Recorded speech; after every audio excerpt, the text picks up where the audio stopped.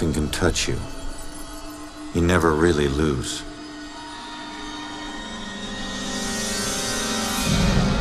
Go to arrest some freak? Find out you aren't as invincible as you thought. Murdered Soul Suspect is the video game equivalent of that TV show that comes out of nowhere and pretty soon you're telling everyone how good it is. Well, it's not pushing any envelopes in the medium, it's a well-made and exceptionally enjoyable detective story. The writing's better than you would expect it to be, with the interactions between Ronan and Joy sounding natural and genuinely funny and touching at points, mainly down to the remarkably good voice acting.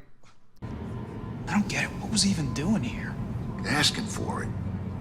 A witness called in saying he saw the bell killer enter a building. Ronan responds, disregards orders for backup.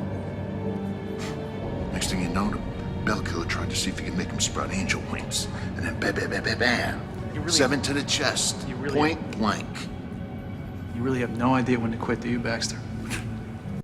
Visually it pulls off its own unique style, representing a modern Salem, Massachusetts quite literally sliced through with portions of the old town and all of its brutal history. What was the killer doing here in the first place? What did I miss? It does a pretty good representation of actual detective work too, scouring a location for clues and then piecing them together to work out what went down was always satisfying, and never becomes formulaic or forced.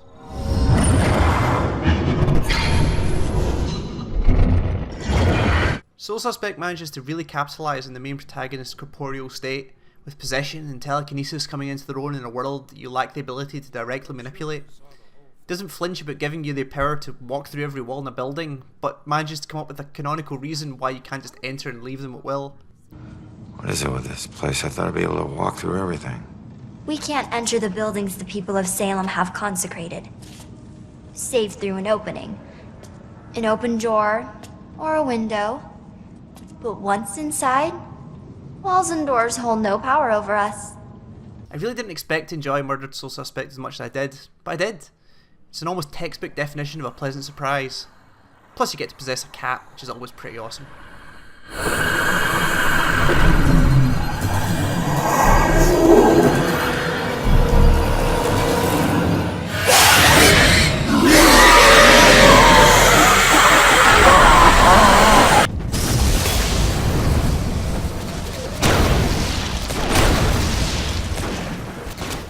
Destiny's been called the worst game that people can't stop playing. And while I feel worst is a little strong, I can agree with the sentiment at least. For me, the reason it's special is that it's made me start to appreciate the trappings of a genre that I've never had a taste for. Turns out all you need to do to get me into MMOs is to wrap it in a really well stylized sci-fi world and make the core experience a solid first person shooter. Do that and I'll rerun all the levels you want and grind out all the helium filaments you want me to collect. It helps that it looks amazing, and the design of the environments and characters is second to none. It's got gunplay that feels as good as you would expect from the developers of Halo, and on some of the harder difficulty levels especially, every firefight's a genuinely tense affair.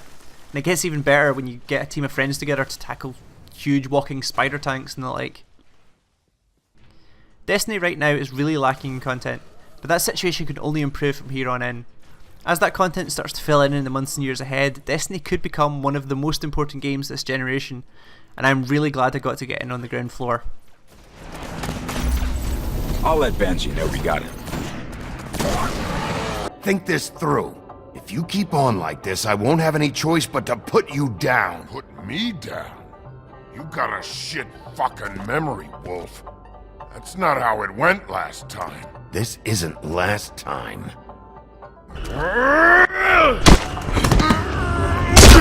Growing up in adventure games and watching Telltale work wonders with bringing the formula into the modern age, I was desperate to see what they'd do after The Walking Dead. Wolf Among Us takes their formula and transfers it to a fantastically realised dark world of fantasy characters trying to get by in modern New York. The telltaleness of it all is still alive and kicking, with some fantastically scripted moments forcing you to make some really tough decisions with basically no time to really think about them. One moment in particular had me regretting the button push almost instantly, but the game had done such a fantastic job of pushing my buttons that I just reacted on instinct. Thanks. Couple thousand more of these, we'll be even on that house you owe me.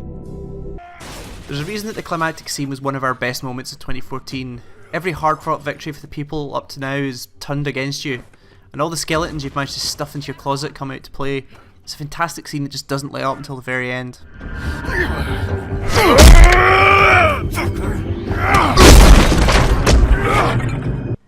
Also, extra recognition has to be given to the character of Bloody Mary, who's one of the most genuinely unsettling and unpredictable villains in a video game in a long while, combining some great writing, some fantastic voice acting, and a really, really cool design.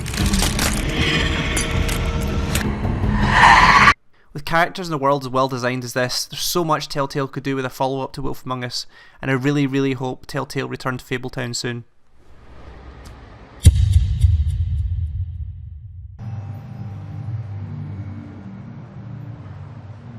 Hey, Red. We're not gonna get away with this, are we?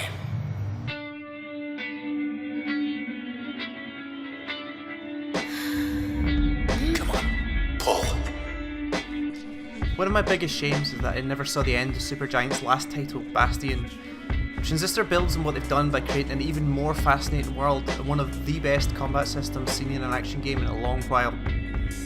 The pseudo turn-based combat is exceptionally well handled. The skill tree is one of the most interesting I've seen in a long time.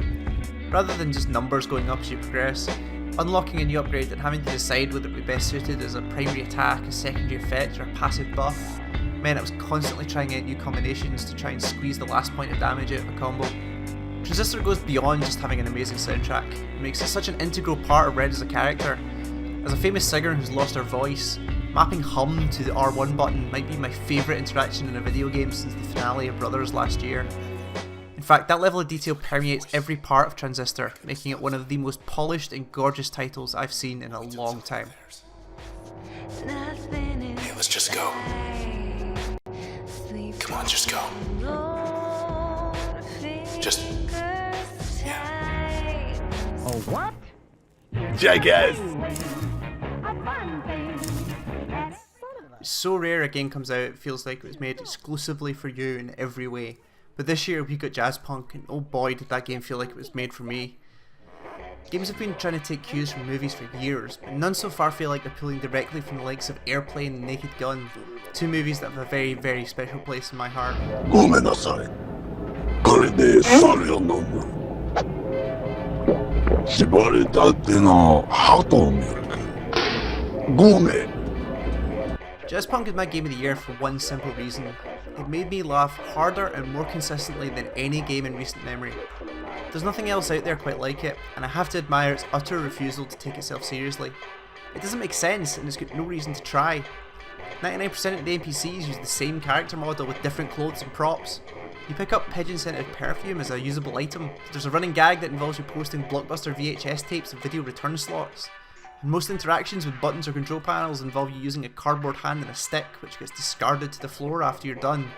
The list goes on, and they aren't done justice by me simply telling you about them here. The sheer pace of the gags Jazzpunk dishes out is staggering, and with comedy being one of the most difficult things to do in games, it stands as a real achievement. It's a shocking amount of content created for a single joke and then just left behind for the next one. Nothing's belaboured or rerun, every part of Jazzpunk does its thing, makes you laugh and then gives up the floor for the next one to come along. Jazzpunk is an insanely dumb game, but dumb in such a smart way that it successfully hides what was obviously an immense amount of effort. Can't you see I'm trying to be ambiguously exotic over here? I'm actually from Edinburgh. This is just Bronzo. There will probably never be another Jazzpunk in our lifetimes, and I'm 100% fine with that.